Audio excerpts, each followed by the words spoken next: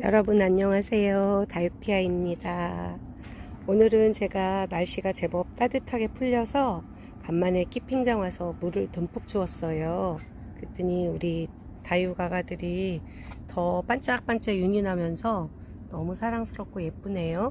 자, 오늘은 혹시 집에서 환경이 베란다가 없거나 조금 어려움이 있어서 다육이를 키우고 싶은데 마땅치 않아서 키핑을 나도 해보고 싶다 라는 분들을 위해서 제가 키핑장 선정할 때 꼭 참고했으면 좋겠다 라고 제가 약 10년간 다육생활 하면서 느꼈던 거 5가지만 간단하게 한번 알려드려 볼게요. 네, 그거 알려드리면서 제 다육이 이렇게 곳곳에 군데군데 제가 이렇게 화면으로 한번 보여드릴 테니까 감상하시면서 편안한 마음으로 들어주시고요. 고수님들은 패스입니다. 키핑장을 선택해보고 싶은데 고민 중이신 분한테 제가 5가지로 요약해서 알려드릴게요. 자, 키핑장 고를 때 첫째, 접근성이 중요할 것 같아요.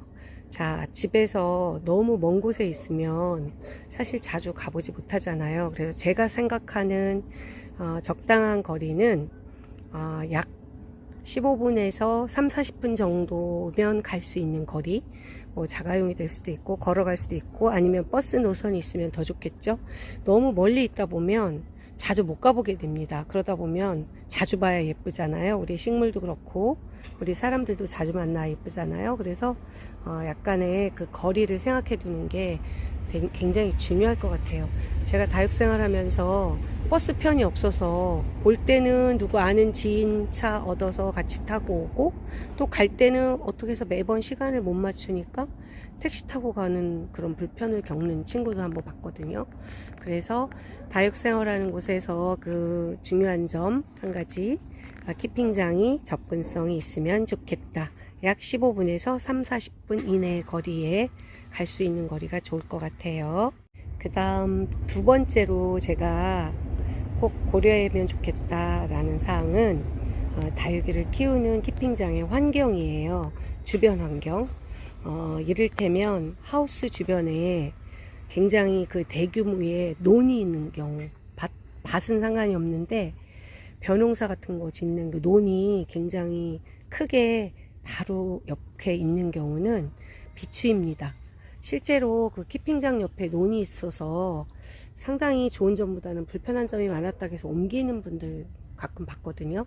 왜냐하면 너무 습하거나 또는 뭐 벼농사 지려고 하다 보면 또 뭐 필요 이상의 어떤 약을 쳐야 되는 경우도 있고 그래서 좋은 점보다는 옆에 논이 많으니까 다육이를 키울 때 안 좋은 게 많더라라고 해서 다른 건 괜찮은데 그것 때문에 옮기시는 분을 제가 봤어요. 그리고 주변에 축사가 있다든지 또는 뭐 대규모의 공단이 있다든지 이런 것도 좀 고려해 보면 좋겠죠. 제가 키우는 환경처럼 가끔씩 기차 지나가는 소리라든지 뭐 다구는 소리 이런 정도면 괜찮은 것 같아요. 그래서 2번째는 다육이 하우스 주변 환경을 말씀드렸어요. 그 다음 3번째로 고려했으면 좋겠다라는 점은요, 키핑장 하우스 내에 다육이를 키우기에 적합한 환경이 잘 돼 있는가 라는 것을 살펴보는 게 굉장히 중요한 것 같아요. 이를테면 저가 있는 이 키핑장 하우스는요, 이 바닥이 이거 지금 벽돌이거든요. 이 벽돌인데 하우스 저쪽에서 이사 오면서 옮길 때 이거 벽돌도 다 가지고 와가지고 사장님이랑 저희 키핑 회원들이 같이 이렇게 깔았는데 이게 물 주고 이럴 때 상당히 좋은 것 같아요. 이 벽돌이. 그 다음에 만약에 이 벽돌이 아니고 특히 저는 이제 비추하고 싶은 것은 그 부직포 같은 거가 바닥에 깔려 있는 거, 이런 곳은 굉장히 녹록하고 벌레도 많이 생기고 안 좋다 하더라고요. 그래서 바닥에 뭐가 깔려 있는지, 흙이라든지 벽돌은 괜찮은데 자갈이라든지 괜찮은데 그러한 헝겊 같은 거로 깔아놓진 않았는지 이것도 살펴보시면 좋을 것 같고요. 그 다음에 이 다이 높이도 중요한 것 같아요. 이 다이가 이렇게 물 주고 우리 화엽 정리하고 그럴 때 보통은 이제 잘 돼 있는데 필요 이상으로 굉장히 높은 곳도 있고 너무 낮아서 불편하시는 분들 봤거든요. 그래서 이 다육이 키우는 곳의 하우스 환경도 중요한 것 같아요. 이 천정도 저희 하우스처럼 이렇게 있고 거의 검정색의 차양막 있고 또 한겨울이나 한여름에 이게 우리 흔히 커튼이라고 그러는데 이 솜처럼 여기 하얗게 이것을 밤에 요즘 같은 때 겨울에는 영하로 떨어지면 이거 내려주거든요. 그래서 이 환경이 다육이를 건강하게 키우는데 잘 돼 있나 이런 거 살펴보시는 것도 중요한 것 같아요. 그 다음 네 번째예요. 네 번째로 고려했으면 좋겠다라는 거 제가 한 가지 말씀드리면, 이 키핑하는 곳은 사실 뭐 같은 취미 생활을 하는 사람들이 여럿이 모여서 생활하는 공간이잖아요. 그래서 그 하우스 안에 키핑 회원들 간의 그런 생활하는 분위기, 이런 것도 굉장히 중요한 역할을 하는 것 같아요. 서로가 서로를 잘 챙겨주고 또 존중해주고 배려해주고 때로는 서로 양보도 해주고 챙겨주고 이런 분위기가 있어야 취미생활을 하면서 서로 좀 좋은 마음으로 왔다가 스트레스 받는 일이 없을 것 같아요. 다행히 제가 있는 이곳은 키핑하는 곳에 언니들, 고수 언니들도 그렇고 후배 동생들도 그렇고 다들 사랑스럽고 예쁘게 서로서로 잘 지내고 있거든요.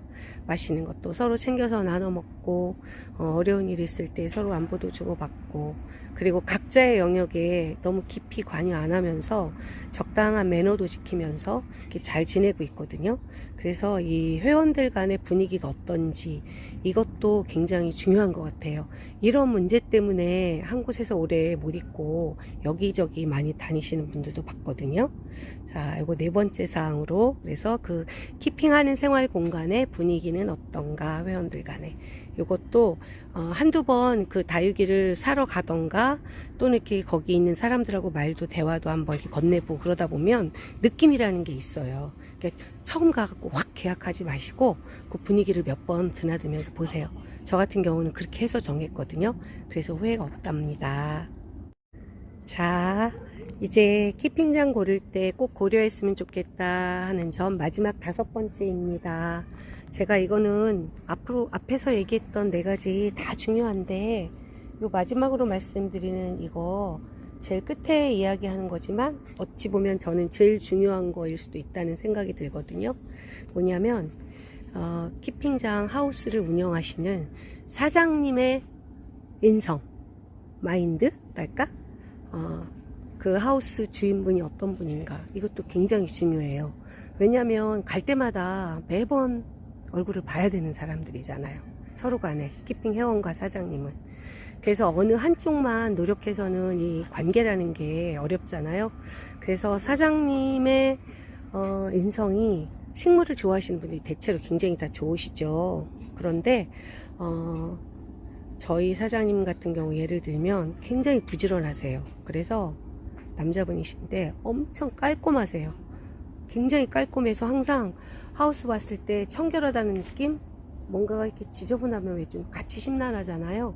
그래서 굉장히 정리정돈을 칼같이 깔끔하게 잘 해주시는 분이고, 그 다음에 저희 회원들 배려를 굉장히 많이 해주세요. 이를테면 이렇게 키핑 다이 공간이 있으면 이렇게 보조 공간 이렇게 되는 거, 이런 거 굳이 막 이런 것도 싫어하시는 분들도 있다고 그러는데, 저희 같은 경우는 제자리뿐만 아니라 요 옆에 언니 다이도 그렇고 이런 거 사장님이 방부목 같은 거 여력이 있으면 이렇게 친히 만들어서 정말 서비스 해주시기도 하고요. 이 작업 다이 같은 경우도 이 공간도 거의 저희는 한 사람도 하나씩 이렇게 해준 케이스고, 옆 사람과의 간격도 넓게 이렇게 쓸 수 있게 해주셨어요. 보통은 키핑 다이를 한 군데라도 몇 개라도 더 만들어야 본인이 수익이 되기 때문에 촘촘하게 해서 이렇게 드나들 때 막 불편하고 막 옆 사람 다이고 이런 경우도 있거든요. 근데 저희 하우스 같은 경우는 그런 게 없어요. 그래서 사장님이 돈 버는 것도 좋지만 같이 취미생활 하려고 온 이 회원들을 얼만큼 좀 배려해 주면서 따뜻하게 잘 챙겨주시는 분인가, 이런 것도 굉장히 중요한 것 같아요. 또 일부 사장님들은 다는 아니지만 뭐 사람인지라 밖에서 다른 곳에 가서 물건을 사온다든지 또는 뭐 엑스플랜트나 뭐 인터넷 유튜브 이런 데서 다육이 사가지고 오는 경우 굉장히 눈치 주고 심지어는 나가라고 하시는 분들도 더 있다고 하더라고요. 그래서 저희 하우스에서는 그런 일 상상하기 힘든 일이고요. 사장님이 뭐 내가 일일이 다 맞춰줄 수 없기 때문에 필요한 경우에 화분이 됐든 또는 가끔 다육이가 됐든 갖다 달라는 거 갖다 주는데 못 맞춰 주실 때도 있잖아요. 그러니까 본인이 그럴 수 있어서 밖에서 사와도 뭐 기분이야 솔직히 엄청 좋진 않겠죠. 그래도 크게 티내지 않으시면서 제대로 된 거나 잘 사오라고 그러세요, 보면. 그래서 하우스 키핑장 고를 때 여러분들, 이 5가지 정도는 고려했으면 좋겠다라는 마음으로 제가 한번 말씀을 드려봤는데, 중원부원 도움이 됐나 모르겠어요. 첫째, 사는 곳집에서의 접근성. 두 번째는 내가 키우는 다육이 하우스 주변, 바깥 환경이 어떤가. 세 번째는 키핑장 하우스 안 내에 다이라든지 바닥이라든지 이런 환경이 다육이한테 키우기 적합한 곳인가, 잘 돼 있는가. 그 다음 보온성 이런 것도 챙겨야 되겠죠. 그리고 네 번째는 키핑하는 회원들 간의 분위기는 서로 어떤 곳인가 한번 미리 한번 살펴보는 게 좋겠다라고 말씀드렸고, 마지막에 그 키핑하시는 곳의 그 하우스 주인분, 사장님이 어떤 분인지도 한번 이렇게 보고 가는 게 오래도록 다육생활을 유지하는 데 도움이 될 것 같아요. 그래서 저는 나름 아주 잘 선택을 했다라고 생각을 해서 지금 10년간 아주 행복하게 취미생활을 잘 하고 있답니다. 여러분 도움 되셨나 모르겠어요. 자, 오늘도 남은 시간 행복한 다육생활 하세요. 감사합니다. 다육피아입니다. 이렇게 예쁠 수가 있을까요? 울긋불긋 잘 따라 변신하며 기쁨 주는 반려식물